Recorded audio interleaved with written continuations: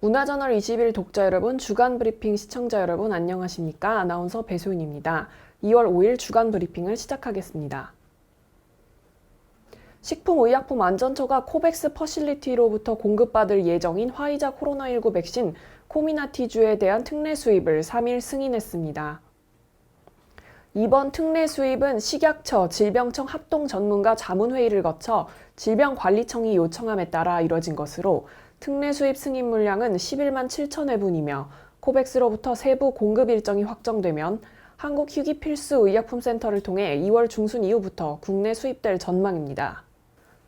의약품 특례 수입 제도는 약사법에서 정한 감염병 대유행 등 공중보건 위기 상황이나 방사선 비상 상황에 적절히 대처하기 위해 질병관리청장 등 관계기관장이 특례를 요청하는 경우 식품의약품안전처장이 국내 허가되지 않은 의약품을 수입자를 통해 수입하게 하는 제도입니다.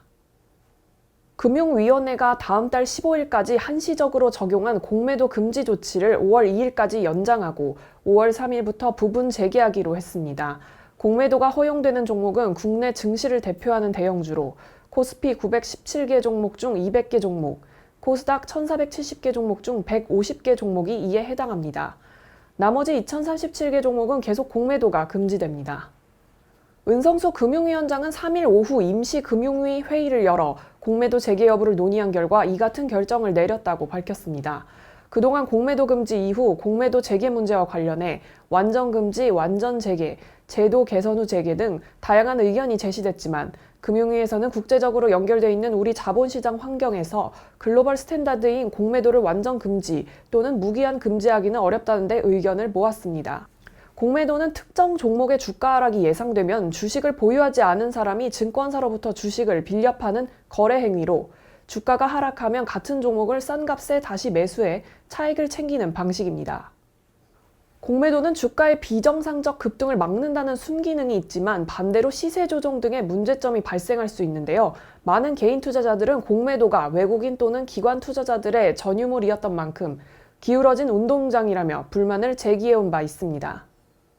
은성수 위원장은 공매도 재개 이전까지 개인들의 공매도 참여를 활성화하는 방안을 마련하고 공매도에 처음 투자하는 모든 개인 투자자를 대상으로 공매도 거래의 특수성과 위험성에 대한 사전 교육, 모의 투자를 의무화하겠다고 밝혔습니다.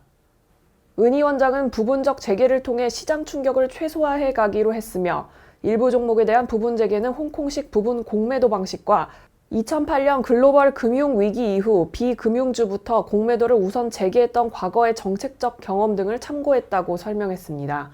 또한 불법 공매도 처벌 강화를 골자로 하는 개정 자본시장법이 4월 6일 시행될 예정인 만큼 입법 공백 문제는 발생하지 않게 됐다고 밝히기도 했습니다. 이낙연 더불어민주당 대표가 국회 교섭단체 대표연설을 통해 4차 재난지원금을 지급하면서 전국민 대상 보편 지원과 선별 지원을 함께 고려하겠다는 입장을 밝혔습니다. 이 대표의 입장에 대해 이재명 경기도지사는 적극 환영한다는 입장을 내놓았지만 홍남기 부총리 겸 기획재정부 장관은 받아들이기 어렵다며 반대 입장을 명확히 했습니다.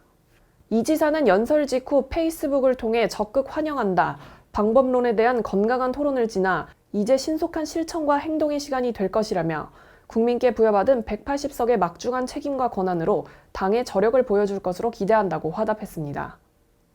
반면 홍 부총리는 국가재정은 화수분이 아니다라며 반대 입장을 밝혔는데요. 홍 부총리는 정부도 저도 가능한 모든 분들께 최대한의 지원을 하고 싶다. 그러나 여건은 결코 녹록지 않다. 재정 운영상 많을수록 좋다는 다다익선보다 필요한 곳에 지원하는 적재적소 가치가 매우 중요하고 또 기본이기 때문이라 말했습니다.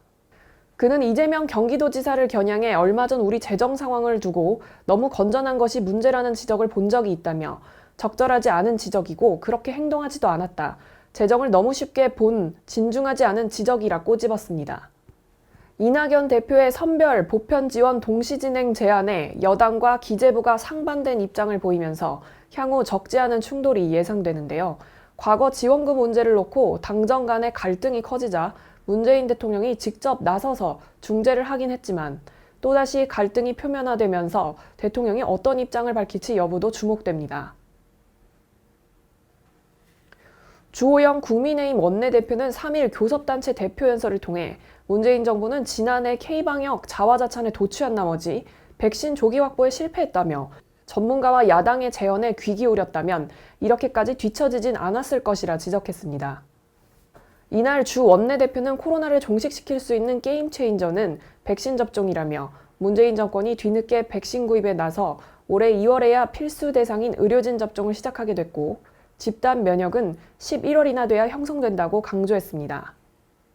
그는 작년 말부터 시작된 백신 접종은 1월 30일 전 세계 62개국에서 9,450만회 접종됐고 하루 평균 447만회 접종이 이뤄지고 있는데 우리는 아직 시작조차 못했다며 한국경제연구원 보고서에 따르면 백신 도입이 한 분기 지연되면 연간 GDP가 53조 원에서 230조 원까지 추가 감소한다고 지적했습니다. 주 원내대표는 백신 확보 과정에서 보여준 문재인 정권의 무능과 안일함이 앞으로 있을 백신 접종에서도 되풀이되지 않을까 걱정된다. 지금이라도 전문가와 야당의 목소리에 귀 기울여 더 이상의 시행착오와 실수가 없길 바랄 뿐이라 촉구했습니다. 한국조폐공사가 베트남 축구에서 한류 붐을 일으킨 매직 리더십에 박항서 감독 기념 메달을 선보였습니다.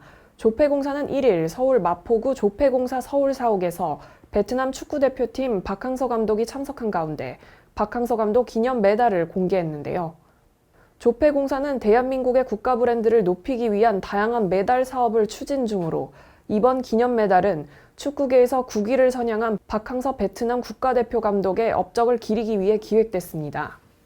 메달 앞면에는 박 감독과 축구 팬들이 환호하는 모습을 담았고 한국과 베트남 국기의 상징 문양인 태극과 별을 잠상 기술로 표현했습니다.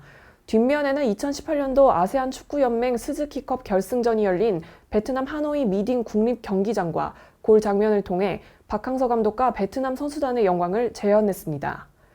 또한 2018년 아시아 축구연맹 남자 23세 이하 챔피언십 대회 준우승 이후 박항서 감독이 선수단에게 밝힌 최선을 다했으니 고개 숙이지 마라는 문구가 한국어와 베트남어로 표기돼 메달의 의미를 높였습니다. 기념 메달은 금메달, 은메달, 보급형 3종으로 크기는 다르며 디자인은 동일합니다. 박항서 감독 기념 메달 중 금메달과 은메달에 한해 1일부터 14일까지 조폐공사 온라인 쇼핑몰을 통해 사전 예약 접수를 할 수 있습니다. 예약 기간 동안 구매한 고객에게는 선착순 100명에 한해 제품과 함께 박항서 감독 친필 사인이 증정됩니다. 베트남에서도 오는 3월부터 사전 판매가 예정돼 있으며 5, 6월경 한국과 베트남 양국에서 기념메달 3종이 정식 판매될 예정입니다. 기념메달 판매 수익금은 박항서 감독의 뜻에 따라 베트남 현지 유소년 축구 발전 사업으로 환원됩니다. 코로나19 신규 확진자가 300명대로 줄어드는 듯 했지만 다시 400명대를 유지하고 있습니다. 정부는 설 연휴 동안 5인 이상 모임을 금지했지만 잘 지켜질지 우려되는 상황입니다.